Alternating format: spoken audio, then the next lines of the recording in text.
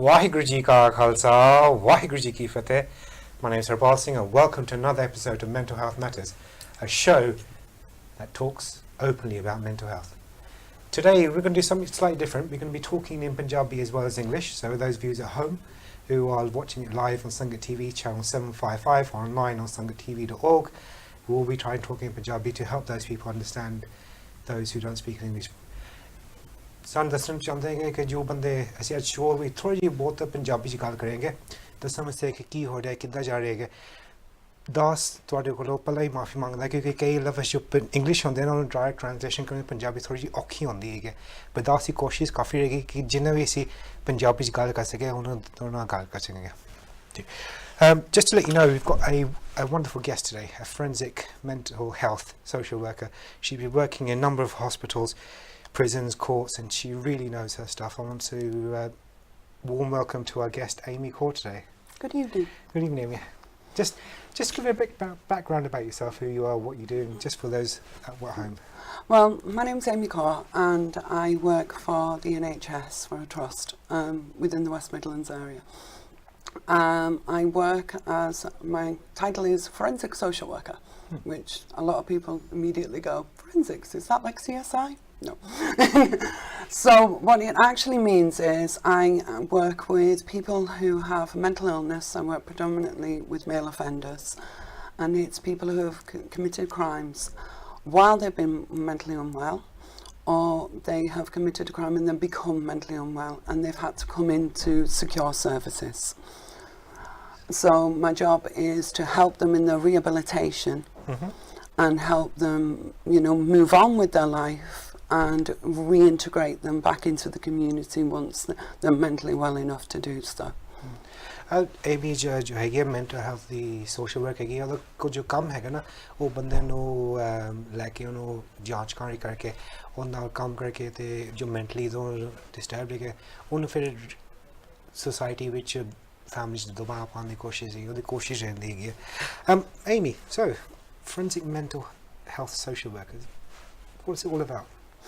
It is quite fascinating with the way I can actually describe. So all over the country you have community mental health services, you have all sorts of outreach mental health services. Forensic specifically deals with people who have at some point posed a risk to themselves or predominantly a risk to the public, and so they may have committed offences. These could have been violent, they may not always be violent. The defining feature is that these people have a diagnosed mental illness. So when we're going into that, we're talking diagnosed as in there's an array of them. You are looking at paranoid schizophrenia, schizoaffective disorder, bipolar disorder, psychosis. There's a whole umbrella.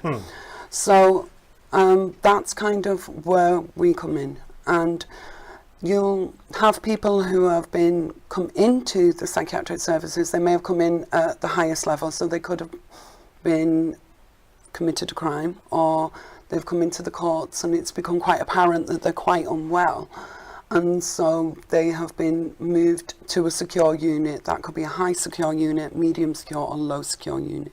So what's the difference between high, medium and low secure units? Right. Within the UK, you have 3 high secure units. A lot of people would have heard of these units, probably. The most famous one is Broadmoor. Okay. There's been quite a few. Yeah. There's quite a few high-profile cases. People talk about Peter Sutcliffe. He was in Broadmoor. Then you have Rampton. That is the second one. That's sort of Nottingham Way, Nottinghamshire. And then you have Ashworth, which is up north. So they're the 3 high secure. They are when people are extremely unwell. So these are people who are really deemed as quite dangerous at the time. However, you've got to remember though that not everybody who goes into these high secure units have committed really horrific crimes. There is people in there who haven't, but they are still deemed as, they could be a risk. Then you have medium secure units. There's quite a lot of them all over the UK. and that's when people could step down, so they become more stabilised, and they'll step down into a medium secure unit. And then they could stay there for a period of time where their mental health is stable, and they will engage in numerous occupational therapies, psychotherapy, to help them. Well, there'll be, medication that will be looked at. And then once they've stabilised from there, then they'll move down to low secure. And then from low secure, then we're going into the communities or into locked rehabs or supported accommodation. And it is their journey, it's their path through their mental health. So coming back to the whole point of having secure, medium and low, and everything there is supported, what kind of services are provided in each area? Every secure unit in the whole of the UK will have we have what we call an MDT team. So you will have what is called a responsible clinician, and they are a psychiatrist. And then you will have speciality doctors. They're like GPs, but they will specialise in mental illness. You will then have social workers. You will have occupational therapists, and then you will have like the core nursing teams of mental health nurses, healthcare support workers. All of these people work as a team to help the person who is ill become rehabilitated and come through their mental illness and come out the other end, really. So those who get into these services or get involved, do they get sectioned, or can they just go in, or how does it work? The mental health, and this is when it can become quite complex. The Mental Health Act 1983, and it was revised in 2007, and you have many sections under that. So predominantly, I would say that the majority of people I work with are under what we call a 3741 section. Okay. We do have people who are under 4749. I'll explain these. So you'll have people who can go into secure service under section 2 and 3. These are section 2 is a 28-day assessment. So that's someone who's become mentally unwell, and they take them in 28 days. Then you're looking at section 3 that can be switched over. When we talk about someone who's mentally unwell, I know there's things like depression, anxiety. Are we talking that level, or are we talking to a different level? It can be sometimes under 2 and 3, but I predominantly work with people who have diagnosed mental illness. Such as? Schizophrenia is commonly one of most of my patients. So, what's schizophrenia for those who are at home? Schizophrenia is defined as a mental disorder under the World Health Act. Schizophrenia is it could be a huge umbrella. And when we talk about people with schizophrenia, first off, the media does not portray paranoid schizophrenia in a very good light, as we've all seen the headlines, especially some newspaper, which I don't particularly like, which will say, monster, paranoid schizophrenic kills, paranoid schizophrenic does this. The majority of paranoid schizophrenics actually in this country are living quite peacefully. They have jobs, they're married, they have children, and they manage their mental health fine. Okay. There is a section of people who do have acute schizophrenia, and they experience delusions, paranoia, hallucinations, and sometimes there is people who have treatment-resistant schizophrenia. So even if they do have medication, they still have low-level residual symptoms. Now, when it comes to schizophrenia, no one person has the same symptoms. So some people will hear voices. Okay. These voices will be extremely real, very real. These voices can be sometimes quite horrific. They can say horrible things. The person who has schizophrenia, they will hear these voices telling them to do things. They could be saying to them, you need to stand outside your parents' door for the next 10 hours because if you don't, they could die. And that is very real to that person. That is what you need to understand. That fear is absolutely real to them. There is also a small section who have visual So some people, you could be sat here and they could be looking and there could be a dog there. And me and you, we haven't got schizophrenia. We can see there isn't a dog there, but they will see that dog. And That they'll dog will believe be that sat dog there. is real. That is as real as anything to them. And nothing sometimes you could do could change their mind on that. Some people with schizophrenia know that what they're seeing isn't real. Some people, when they're acutely unwell, don't know. So they will say, no, there definitely is a dog there. I can see that dog. There's nothing that you cannot change my mind, the dog is there. Then you'll have people who also have unusual beliefs. So they'll have real core beliefs that are just not in sync with what people think every day. They're just not in sync with reality. So people could think that, birds can talk to them. And they'll say, no, birds can talk to me. And birds will tell me different things that go on in the world. And they have this real belief. Or they could have a complete and utter belief that all the food in their home, if it isn't sealed in a can, it could possibly have poison in it. And there's an array of symptoms that people experience. It seems quite a lot is based around fear of something happening. Is that predominant schizophrenia? I think one thing that I would like to home through when it comes to mental illness is people need, I think society as a whole, we need to have more compassion. We need to stop saying, and it was a brilliant lady who's actually on TED Talks, her name is Eleanor, and she talks about her experience of being schizophrenic. And she said, we need to stop saying what is wrong with you. We need to say what has happened to you that has made you this. We need to show a lot more compassion, because even though sometimes people have committed horrible crimes, and that is genuine, you have to understand sometimes it's in the context of their mental illness, and it's when they are absolutely, completely terrified. If you can imagine waking up one day and you're no longer in control of your thoughts. I mean, we all don't have control of our thoughts. We know everybody, they call it the imp of the mind. And now and again you'll have random thoughts, but we know that they're not real and we can toss them away and that can go there. Imagine waking up and a voice is saying to you, you're going to die today if you don't go into the kitchen and place all the spoons on the side. And you have to do that every single day. And if you don't do that, then not only will you die, your children could die, or your grandmother could die, or you could cause a world war. It could be anything.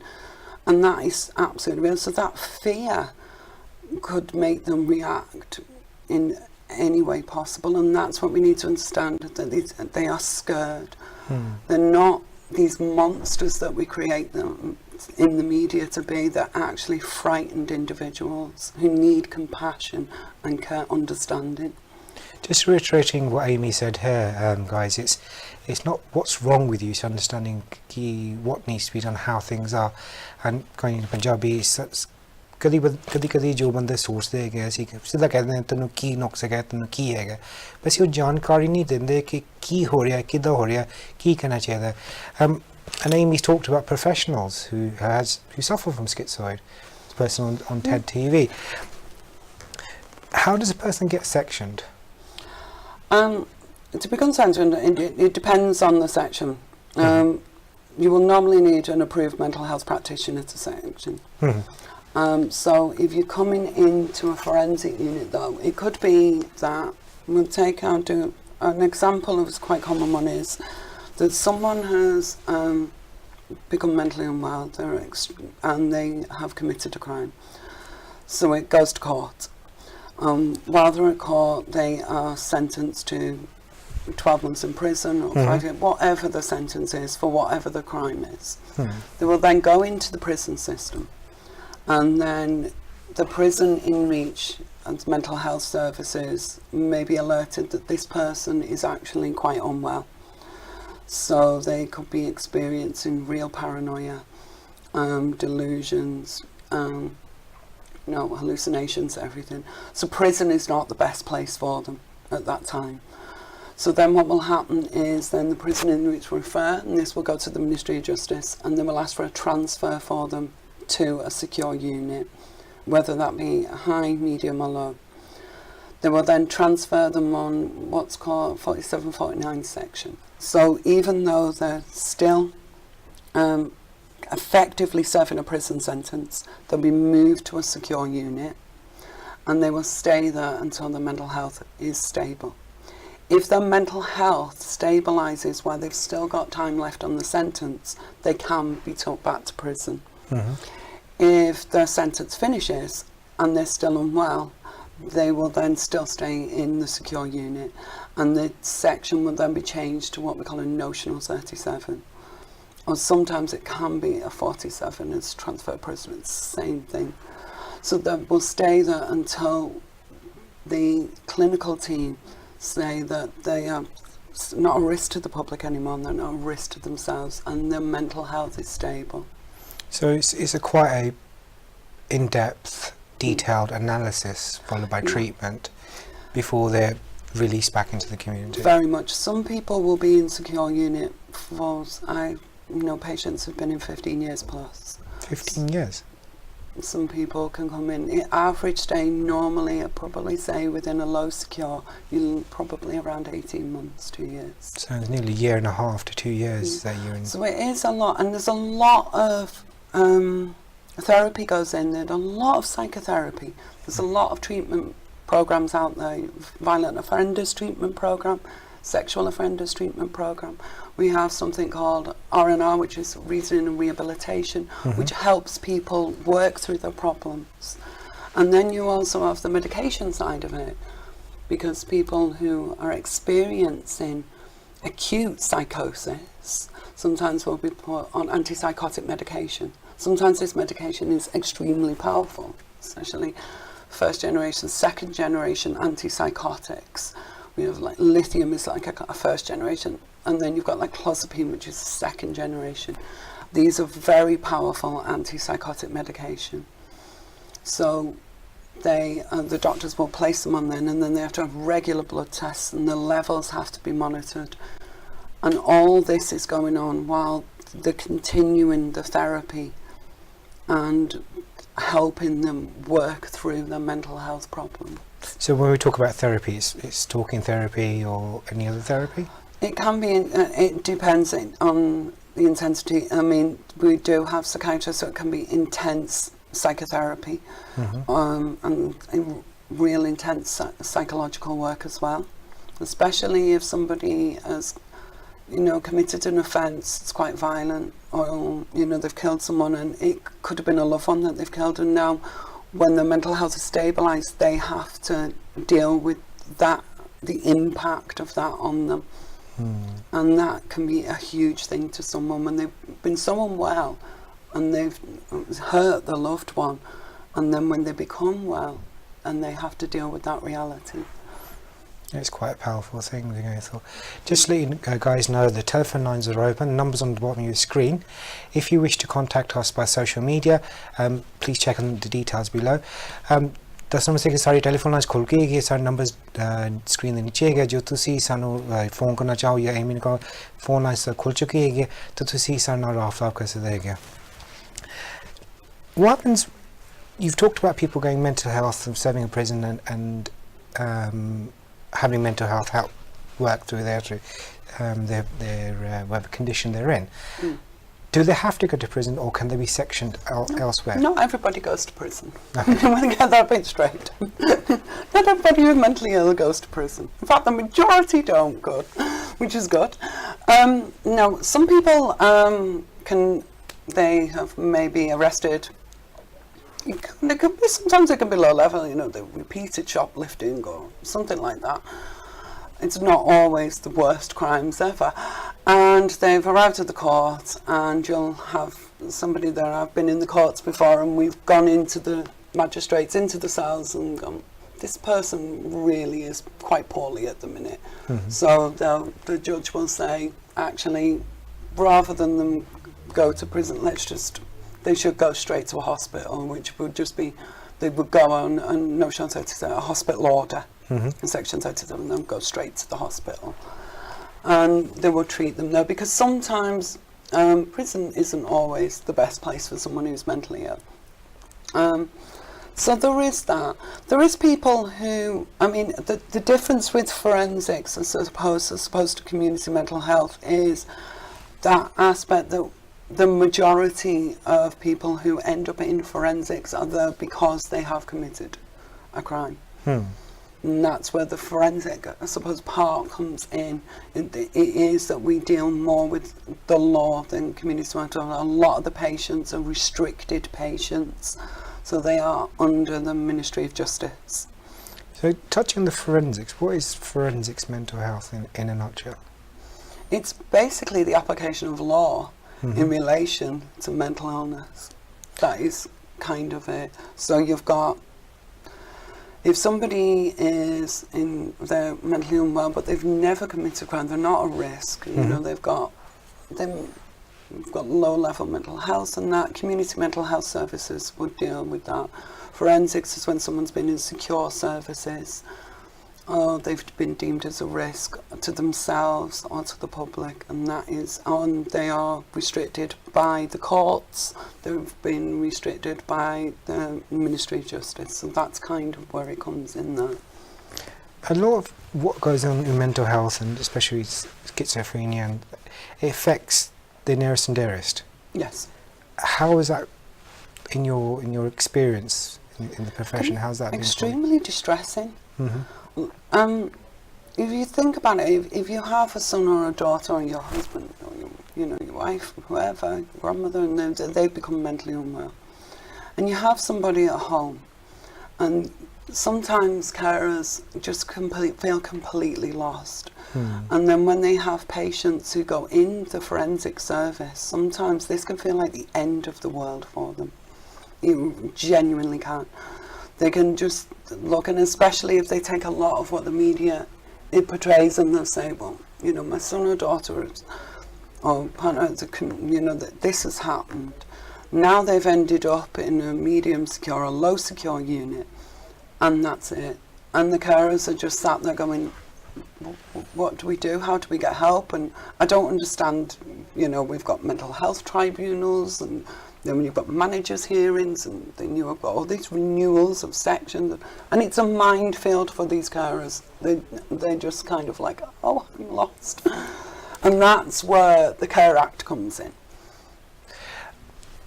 ਉਹਨੇ ਦਾਸ ਨੇ ਸਵਾਲ ਪੁੱਛਿਆ ਸੀਗਾ ਜੋ family ਜਾਂ ਬੰਦੇ ਜੋ ਹੁੰਦੇ ਹੈਗੇ ਜੋ ਬੰਦੇ ਸਕਿਜ਼ੋਫਰੇਨਿਕ ਹੁੰਦੇ ਹੈਗੇ ਉਹਨਾਂ ਦੀ ਫੈਮਿਲੀ ਉਸਤੇ ਕੀ ਹੁੰਦਾ ਹੈਗਾ ਤੇ ਮੈਨੇ ਸਾਨੂੰ ਦੱਸਿਆ ਹੈ ਕਿ ਉਹਨਾਂ ਸੇ ਕਾਫੀ ਮੁਸ਼ਕਿਲ ਹੁੰਦੀ ਹੈਗੀ ਹੈ ਸਮਝਣਾ ਕੀ ਹੁੰਦਾ ਹੈਗਾ ਕਾਫੀ ਮੀਟਿੰਗਸ ਹੁੰਦੀ ਹੈ ਕਾਫੀ ਜਾ ਕੇ ਕੋਰਟ 'ਚ ਜਾਣਾ ਪੈਂਦਾ ਹੈਗਾ ਕਾਫੀ ਹਸਪੀਟਲ ਅਪਾਇੰਟਮੈਂਟਸ ਤੇ ਬੰਦਾ ਖੁਦ ਹੀ ਇੱਕ ਕਿਸਮ ਦਾ ਫਰਸਟ੍ਰੇਸ਼ਨ ਹੋ ਜਾਂਦੀ ਹੈ ਕਿ ਸਟ੍ਰੈਸ ਹੋ ਜਾਂਦੀ ਹੈਗੀ ਤੇ ਹੁਣ ਮੈਂ ਕੁਐਸਚਨ ਪੁੱਛ ਲਾਂਗਾ ਕਿ ਉਹਨੂੰ ਸੇ ਕੀ ਕਰ ਸਕਦਾ ਹੈਗਾ ਔਰ ਲੋਕਲ ਅਥਾਰਟੀਜ਼ ਕੀ ਕਰ ਸਕਦਾ ਕਿ ਤੇ ਜੋ ਤੁਹਾਡੀ ਕਾਉਂਸਲ ਹੈ ਕਿ ਉਹ ਕੀ ਕਰ ਸਕਦਾ ਸੋ what support is there for the carers? There's a lot of support out there. Under the Care Act now, carers can actually ask for an assessment.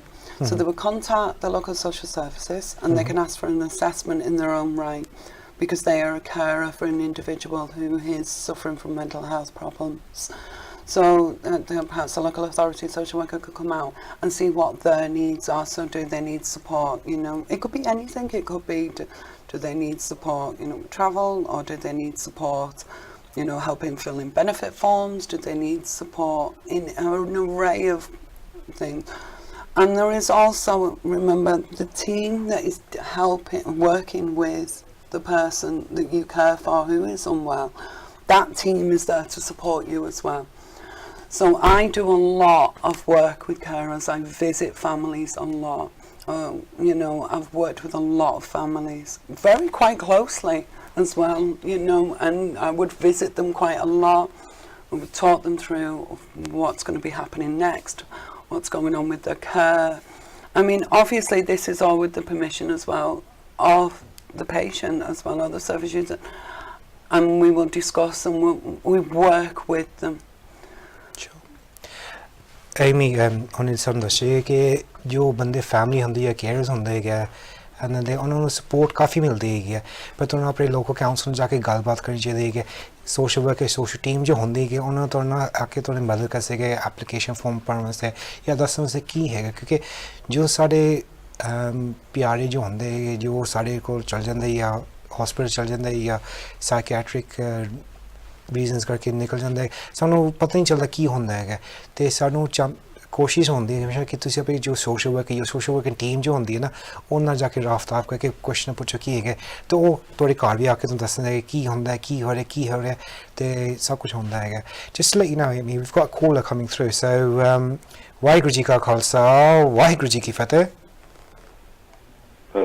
hello ਹਾਂਜੀ ਜੀ you're live on mental health matters how can ਕਿਹਦਾ ਸੀ ਜੀ ਮੈਂ ਪੁੱਛਣਾ ਸੀ ਮੇਰਾ ਨਾਮ ਹੈ ਗੋਪਾਲ ਸਿੰਘ ਹਾਂਜੀ ਪੁੱਛਣਾ ਸੀ ਮੇਰਾ ਕੋਈ ਰਿਲੇਟਿਵ ਹੈਗਾ ਉਹ ਸਕਿਜ਼ੋਫਰੀਨੀਆ ਕੋ ਸਫਰ ਕਰਦਾ ਹੈ ਨਾ ਹਾਂਜੀ ਪਰ ਉਹ ਨਹੀਂ ਦਵਾਈ ਖਾਂਦਾ ਉਹ ਦਵਾਈ ਨਹੀਂ ਖਾਂਦਾ ਨਹੀਂ ਉਹਦੇ ਨਾਲ ਕੀ ਬਣੇਗਾ the question Paul ji thank you for ringing in Paul's got a friend who's schizophrenic but not taking his medication what do you say to them that is quite a common thing when people disengage. It depends on obviously if they've stopped taking the medication that it can be quite serious. So that I would really first off speak to them. Why if they're saying if you really are not getting much sense out of them, I will contact their mental health profession. You can actually go to their GP and actually speak with the GP and say, look, I've become aware that they're not taking the medication. Obviously, you can't, in one respect, force someone to take a medication. You unless they are actually in a secure unit, you can't actually force that on somebody. But it is a concern if it is a friend and if they are becoming, very unwell. You can actually contact your local mental health services. It's going to translate that for you. Paul ji, उन्होंने क्या है कि जो आजकल जो schizophrenic बंदे होंगे खासकर आम होंगे कि दवाई ना लावन पहली चीज़ है उन्होंने तुसी उन्होंने गल करो की हो रहा की नहीं हो रहा उस तो बाद तुसी GP तक भी जा सकते हो GP ਨੂੰ ਜਾ ਕੇ ਦੱਸਦੇ ਕੀ ਹੈਗਾ ਪਰ ਤੁਸੀਂ ਕਿਸ ਪ੍ਰਾਣੀ ਨੂੰ ਫੋਰਸ ਨਹੀਂ ਕਰ ਸਕਦੇ ਕਿ ਦਵਾਈ ਲੈਣ ਵਾਸਤੇ ਜੇ ਤੁਹਾਨੂੰ ਮਹਿਸੂਸ ਹੋ ਰਿਹਾ ਹੈ ਕਿ ਉਹਦੀ ਜੋ ਹੈਲਥ ਹੈ ਕਿ ਕਾਫੀ ਭੈੜੀ ਹੋ ਰਹੀ ਹੈ ਨਾ ਤੇ ਜੋ ਲੋਕਲ ਮੈਂਟਲ ਹੈਲਥ ਟੀਮ ਹੈਗੀ ਨਾ ਤੁਹਾਡੇ ਰੀਜਨ ਵਿੱਚ ਉਹਨਾਂ ਤੁਸੀਂ ਗੱਲ ਕਰ ਸਕਦੇ ਹੈਗੇ ਅੱਛਾ ਤੁਹਾਡਾ ਜਵਾਬ ਅੱਛਾ ਉਹ ਗੱਲ ਕਰ ਲੈਣਗੇ ਮੇਰੇ ਨਾਲ ਹਾਂਜੀ ਉਹ ਮੇਰੇ ਨਾਲ ਗੱਲ ਕਰ ਲੈਣਗੇ will the mental health team speak to a relative they may not be able to disclose things. What you can actually do, you will call sometimes we call the emergency duty team, and you can actually say, look, I'm really concerned right now. My friend has got schizophrenia. He's stopped taking the medication. I'm worried that they could harm themselves. And you can explain, give in the details, and the emergency duty team will then look into that, and then they will take that back to the mental health team. And then they will take it from there. They may not give you any information, but they will most certainly, you can call in and make the referral and speak to them and give them that information.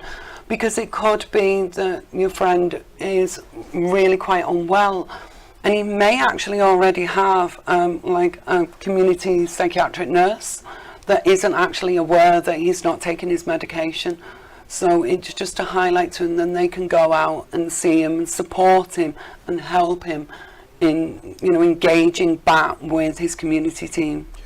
ਹਾਂਜੀ ਪਾਲ ਜੀ ਕਹਿੰਦੇ ਕਿ ਉਹ ਤੁਸੀਂ ਆਪਣੇ ਦੱਸਦੇ ਹੋ ਕਿ ਵੀ ਤੁਹਾਨੂੰ ਪਤਾ ਲੱਗਿਆ ਕਿ ਉਹ ਗੋਲੀਆਂ ਨਹੀਂ ਖਾ ਰਹੇ ਪਰ ਉਹ ਤੁਹਾਨੂੰ ਦੱਸੇਗੀ ਨਹੀਂ ਕੀ ਹੋ ਰਿਹਾ ਕੀ ਨਹੀਂ ਹੋ ਰਿਹਾ ਤੇ ਕਦੀ ਕਦੀ ਜੋ ਉਹਨਾਂ ਦੀ ਨਰਸ ਹੁੰਦੀ ਹੈ ਕਿ ਜੋ ਕਮਿਊਨਿਟੀ ਨਰਸ ਹੁੰਦੀ ਹੈ ਉਹਨਾਂ ਨੂੰ ਵੀ ਤੁਸੀਂ ਦੱਸਦੇ ਹੋ ਕਿ ਵੀ ਤੁਹਾਨੂੰ ਕੰਸਰਨ ਹੈ ਕਿ ਵੀ ਦਵਾਈ ਨਹੀਂ ਖਾ ਰਿਹਾ ਤੇ ਆਪ ਨੂੰ ਕੁਝ ਕਰ ਵੀ ਸਕਦੇ ਹੈਗੇ ਪਰ ਮੈਨੂੰ ਉਹਨਾਂ ਨੇ ਦੱਸਿਆ ਕਿ ਉਹ ਤੁਹਾਨੂੰ ਦੱਸੇਗੀ ਨਹੀਂ ਕਿ ਬਾਅਦ ਕੀ ਹੋਇਆ ਕਿ ਕੀ ਹੋਇਆ ਨਹੀਂ ਹੋਇਆ ਕਿ ਉਹ ਫਿਰ confidential information ਹੈਗੀ ਹੈ ਪਰ ਤੁਸੀਂ ਖੁਦ ਦੱਸ ਦਿਓ ਕਿ ਤੁਸੀਂ ਕੋਈ ਬੰਦਾ ਹੈਗਾ ਤੇ ਤੁਸੀਂ ਉਹਨਾਂ ਨੂੰ ਦੱਸ ਦਿਓ ਕਿ ਤੁਸੀਂ ਕੰਸਰਨ ਹੈਗੇ ਹੋ ਬਾਅਦ ਵਿੱਚ ਉਹ ਐਕਸ਼ਨ ਲਏਗੇ ਪਰ ਤੁਹਾਨੂੰ ਦੱਸੇਗੇ ਨਹੀਂ ਕੀ ਹੋ ਰਿਹਾ ਕਿੱਦਾਂ ਹੋ ਰਿਹਾ ਹੈਗਾ ਅੱਛਾ ਥੈਂਕ ਯੂ ਜੀ ਧੰਨਵਾਦ ਤੁਹਾਡਾ thank you okay bye Thank you for guys calling. Just Paul ji there ringing in and speaking to us in Punjabi. Guys, if you want to speak in English, fantastic. If you want to speak in Punjabi, Ji, I know it's not a case कि भी तुसी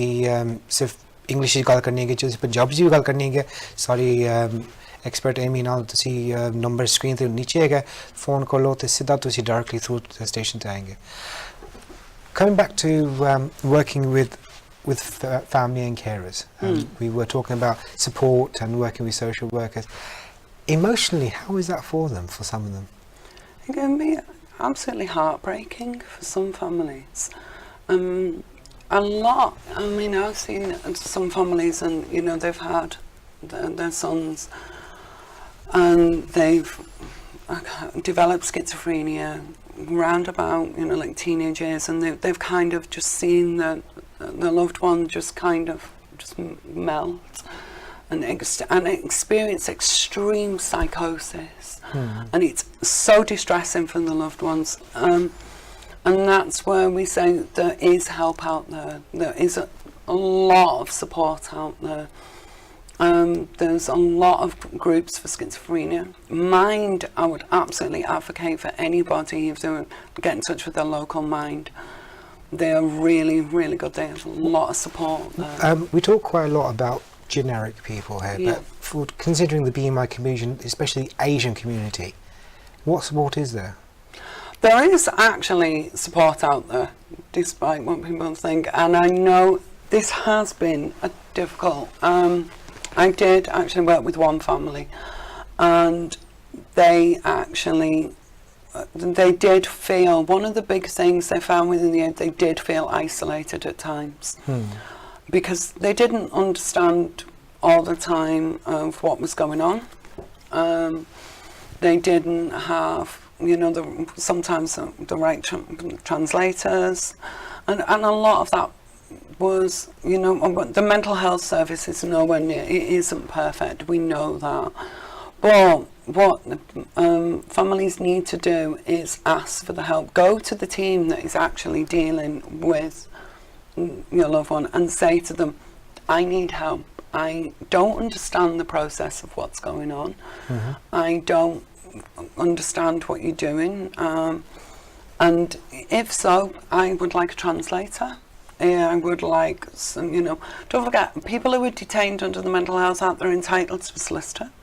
They can be entitled to an independent mental health advocate as well. So that's somebody who's going to be there to ensure that their rights are protected as well. And the families, they can access all these services as well. I think sometimes, and I found this sometimes with the Punjabi families, they think they have to sit back and go, we have to do what the doctors, we just sit here quietly and do exactly what the doctor says. And they have all these burning questions, but they don't want to ask them. And it's, well, ask the question, because, and sometimes as well, I find that families give us the wealth of information that we need. Wealth of information that we need. They can give us historical information and say, well, when they were this age, this was something that they used to do, or this was what they experienced, or this was what we've seen them doing. And this may not be documented anywhere, and we may not know this. And then when we put our risk assessment together and we look at the treatment plan and the way going forward, we can go, well, actually, this is something that we should have looked at. And the family is the one that's helped us.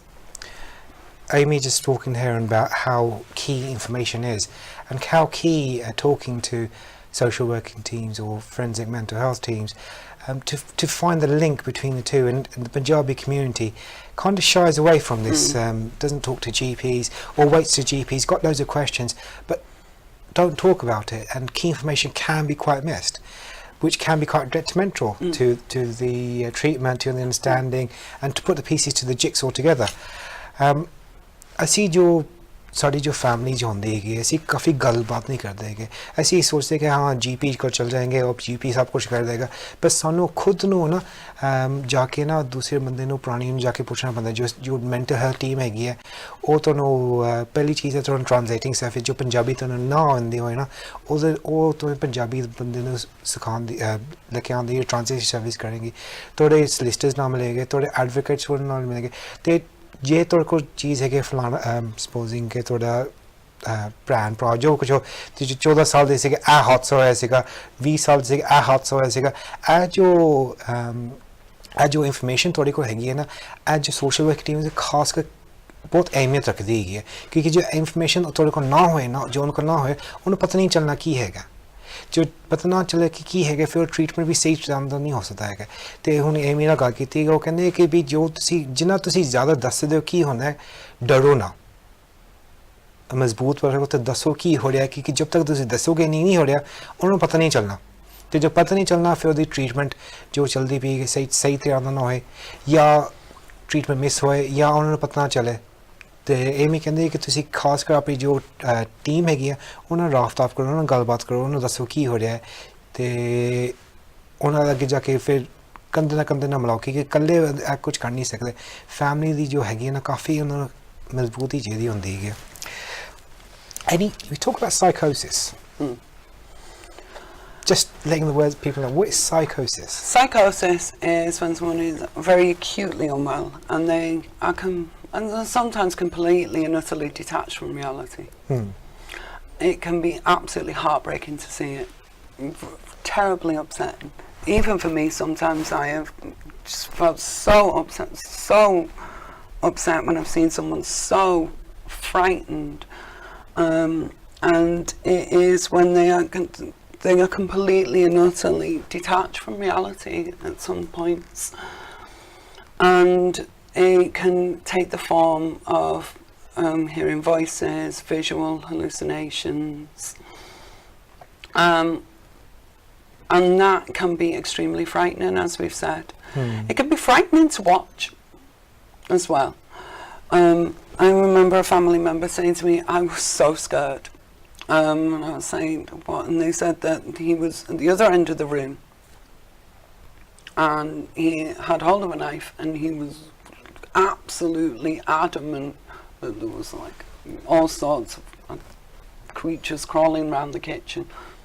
And I was literally in the back of the kitchen going, what do I do? What do I do? What do I do? I'm scared. What do I do? I would probably say in them circumstances, I would definitely be calling an ambulance or the police if that happens. But, you know, they say it's extra, so it's very distressing for the loved ones to see someone in real acute psychosis. But the distress for the person in it is astronomical. I've patients who have sat with me and talked about how they've sat on the floor and just couldn't eat because they were utterly convinced that all the food was poisoned. They've, you know, they can't look. They've visuals of clowns stood in corners, or, you know, people stood with knives going to kill them, vicious dogs attacking them. There's all sorts of delusions that are going in there, and these are so real. Absolutely so real, and they're so frightened, absolutely petrified. And if you think, as a normal human being, if you were so scared and you thought something was going to hurt you, what would your first reaction be? Might be something that viewers can ring and tell us. Amy, it's quite importantly told us here that how people hear voices, see things, and it can be quite real.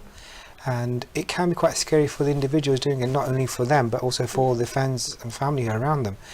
जो पुरानी तो वाजा आंदी है कुछ देखते हैं कि आवाज़ करे कि भी तुसी ऐ नहीं करना वो नहीं करना या पियाने कुत्ते देखते हैं कि तो उन बात बंदा डर जा सहम जाता है पर वो बंदा खुद डरे होता है तो जो पुरानी जो फैमिली होता वो भी डर जाता है बंदे देख के जो नाइफ चाकू जो हथियार कुछ चक लिया कट्टन नूं वड्डण नूं लग्या उस तरह के बंदे ना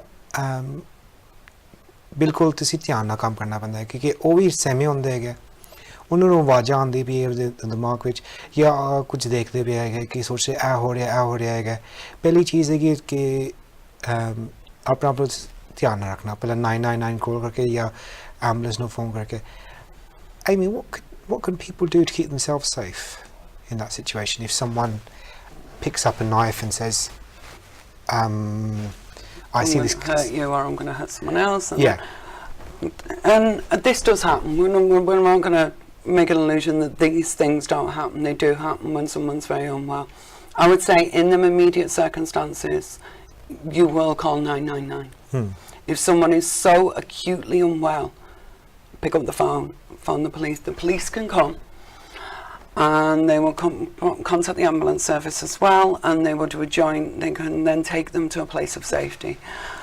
So if they're out in public, the police can take them to a place of safety and do what we call our 136 suite. And they'll take them to somewhere, or they could take them to a police cell, which isn't always the best place, but it's a place of safety. If someone is in their own home, though, and they've closed the door, and we think that they're going to harm themselves, or they could harm someone in the house, that's different. Then the police would need to gain entrance, and then that's what it can get quite complex. So there is a difference in there, but either way, your first point of call, if someone is acting in a dangerous way, will be to contact the police and ambulance service. Just pick up the phone and speak to them, and they will know. They will come and they will help and support and deal with this. I know this is a cliche question here for you, but most of the Asian community, especially in the Punjab, don't like talking. No. Especially, forget talking to the police and getting an ambulance round, because what the next door neighbour... Because what's the next door neighbour going to think? This is where I am a huge advocate. We need to just break down this whole thing. I mean, we've talked a lot about acute, and we've talked a lot about dangerous, and that is a lot because of the majority of the work I do. People have committed sometimes very not nice things, crimes. However, as a whole, people with schizophrenia, and they're not the monsters that the media create. We need to dispel this myth as well that once you've been given a diagnosis of a mental illness, that's it, game over, life over. That is complete rubbish. There's people who recover extremely well. Very well. There's people I have seen people who have gone in from high secure units who are now in the community. They're given back to the community. They're helping with mental health services. They get married, they have children, they take the medication, they have great relations with their families. We need to stop this whole, oh no, and this labelling of, well, that's it. It's over. You need to, I think we talked about this, and I said we need to start treating mental health like we do physical health. I can honestly say, the minute anybody in our community is ill, they're at the doctor. There is no doubt about that. They are there within 5 minutes with a cough, a cold, the entire family, the baby's ill, and they will be there. But mental health, they will literally just be like, okay, we won't talk about this, we'll just close the door. And sometimes I'm like, you need to start actually treat it like a physical health problem. Go and see a doctor. Go and speak about it. Go and contact mental health services and say, do you know what? This person is quite unwell at the minute. I need some support. And there's no shame in it. There is no shame in it whatsoever. There's nothing bad about being mentally ill. Just like you wouldn't say to somebody, well, you're a bad person, you have cancer. You would not say to someone, you're a bad person, you have schizophrenia. They're not. They just have an illness that can be treated, that can be worked, and we can have positive outcomes. There's many, many people I know and have helped and moved into communities and living very happy, fulfilled lives. It's an interesting point you made there, Amy, one shared by a number of experts who've come on here. It's about when we've got physical illness, we're quite quick to go to the GP, cough, cold, sneezes, you name it. We're literally at the GP's doorstep with everyone, including the kitchen sink. And but when it comes to mental health, as a community, we're quite shy to talk about this and to accept it. Amy's quite clearly stated there are people who actually gone to psychiatric or have gone to high secure rehab facilities and come out and better and got married, have kids, successful careers, taken their medication, but it's only because they were given the opportunity. coming onto our community, we need to start working with this, understanding that physical health needs to be treated, but mental health also needs to be treated. सारे लोग जो हैगे ना ऐसी खासकर जो तंदर रोग हैगे ना उन्हों कुछ भी होए खांसी होए ठंड होए कुछ डॉक्टर को सीधा चल जाता है कि दस में कि भाई डॉक्टर से दवाई चाहिए सन आ है सन आ रोग है पर जो मंदर रोग है ना ऐसी थोड़े सहम जाते हैं खासकर जो अपने फैमिली परिवार वाली होए या जान पहचान वाले ऐसी थोड़ी सहम जाते हैं कि भाई इनू कुछ हो गया इनू रहन दो इन पागल है कि कई तरह की ऐसी कह लेंगे कि नहीं करना है पर गलत है सानू सोचना पैंदा असीं की कर रहे हैं कई बंदे हुण जाके इलाज करा लें मन दा तन दा इलाज करा लेंदे ठीक हो जाए मन दा भी इलाज हो सकता है बंदे जाके हॉस्पिटल जाके चल जाते हैं उस बाद ट्रीटमेंट करके बाहर आ जाते हैं उस बाद बच्चे भी हो जाते हैं जॉब्स भी मिल जाती है फैमिली बन जाती है पर अवली जो असी मन दा रोग जो है ना इसे ठीक ना करें ना तो अगे जाके कुछ बदलना नहीं है तो असी जो कम्यूनिटी सारी कम्यूनिटी हैगी ना असी मन दा रोग ना छुपा के रखते हैं कि भाई सानू दसना नहीं है होना है क्योंकि सब को खुद को डरना है बंदे जो मारा जा ठंड होए असी डॉक्टर के चल देंगे हैं मन दा रोग होए तो असी भाई नहीं रहन दो कुछ आप ही ठीक हो जाएगा तो एवं कहते कि भाई तुसी जिन्ना तुसी मन दा रोग तन दा रोग है ना उन्हें मन दा रोग ना तुसी बैलेंस करना चाहिए है Amy, coming on to we talked about schizophrenia, paranoia and psychosis. Is there a link between any of those three or is it individually based? I think the problem is everybody's mental illness is completely individual. So you could have somebody with schizophrenia who actually doesn't hear voices and they don't actually see things, but they have deep-rooted paranoia. And it's crippling paranoia for them. So then you could have someone who hears voices, and you do tend to find, I've found that people who've experienced extreme trauma when they were younger, a lot of that can manifest later on in life if they've developed a mental illness, and that can come out. So you can find some people who may have been sexually abused later on with their mental illness. They can have deep-rooted beliefs that they've done sexually harm someone when they actually haven't, and this is coming from trauma they've experienced. Yep, you can pick that up there. Scott Corker. Hanji, Waheguru Ji Ka Khalsa, Waheguru Ji Ki Fateh. Hello जी हाँ जी सत श्री अकाल जी मैं क्या मेरे ना heart की प्रॉब्लम हुई सी तेन कभी कहीं पहला हाँ जी तो मेरे 2 इंस्टेंट पाए हुन खाण दिल नहीं करदा उल्टी आउण करदी रहंदी रोटी मुझे रखो रोटी खाना नहीं अंदर हाँ जी उल्टी आउण करदी आ हाँ जी ते उदे पेट गड़बड़ करी जांदा हाँ जी ते की करना चाहिए कोई मेडिसिन की करना चाहिए I've got a gentleman who's had heart problems 3 weeks ago and he's not feeling well to eat. And he gets vomiting. He's had 2 stents put in. Not too sure what we can do. Paji, आज जो question तुसी पूछा है कि तुसी अपने अपना GP को गए हो तुसी? वो GP यार मैं वो हॉस्पिटल गया थी और हमारी अपॉइंटमेंट नहीं मिलती है. कल मैं पेमेंट ट्राई करूँगा मैं क्या देखिया सी मैं क्या शायद तुसी कोई थोड़ी बहुत एडवाइस तो खाने से दिल नहीं करता मोरी रोटी रखी हुई उल्टी आउण ये करती रहती है. अच्छा. Yes. करी जांदा ओदा टारी दे के गोली खांदा सवेर नो किते किते ओस मतलब खाण दिल करदा नहीं कुछ भी. Talking about his health there, he's not feeling well and he's not eating well and he's vomiting up. Is that something? Not vomiting coming out. Well, I feel like the vomiting, you know. Feel like vomiting. Yeah, not coming out. And nothing. it's this related, and he's just had heart surgery with the stent. Yeah, there's 2 stents we put in. That's probably something you'll need to go back to your GP and explain these symptoms for you. In actual fact, things like this can affect your mental health as well. So if he is feeling, like this is making him feel sick and he's feeling quite ill and it's making him quite depressed that can affect your mental health as well. So I think your first point of call, definitely go back to your GP tell him what your symptoms are and that you're extremely worried about that. Yeah, thank.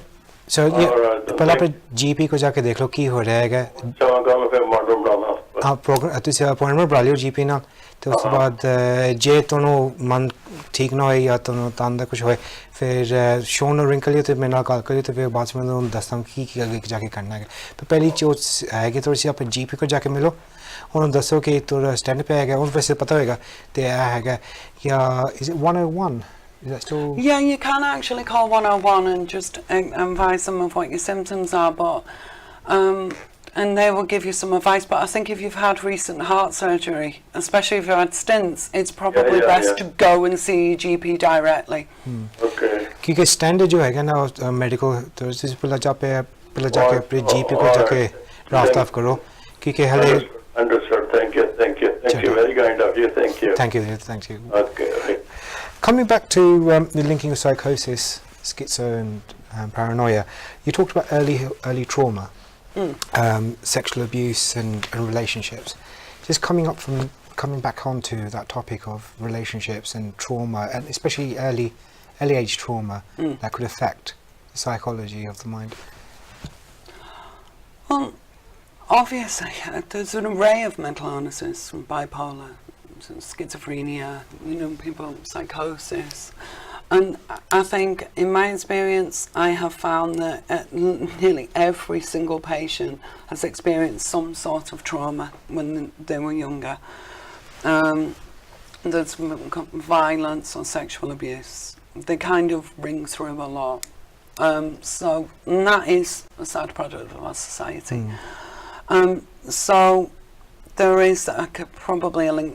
Schizophrenia also as well has a genetic link, and that we cannot get away from. Schizophrenia does tend to show up in families. So it is more than likely if there is. This isn't to say that if you've got an uncle who's schizophrenic, then that's it, you're going to get schizophrenia.